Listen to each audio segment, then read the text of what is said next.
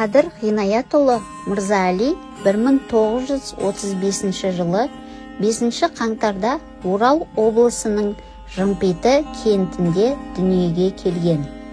Ақын Қазақстанның халық жазушысы, Қазақстан Республикасының мемлекеттік сыйлығының иегері. 1958 жылы Қазақ мемлекеттік университетінің филология факультетін тәмамдаған. Еңбек жолын сол кезде жаңадан ашылған балалар журналы Балдырғаннан бастаған.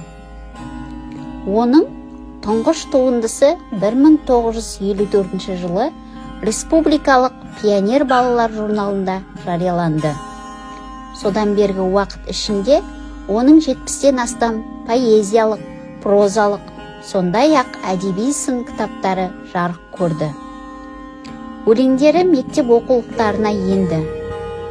Ал әнге арнап жазылған өлеңдерінің саны 200-ден асты. Олардың көбі халыққа кең тарады.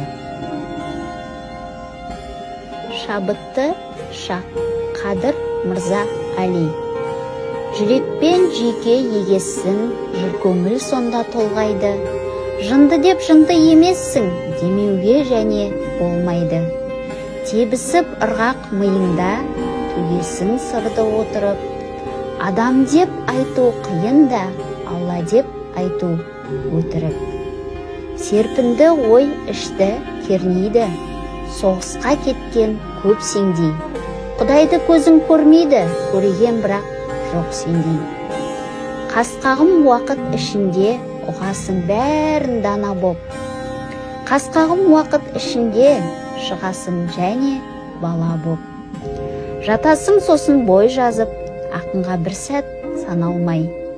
Тамаша жырды мен жазып, тастадым деуге сене алмай.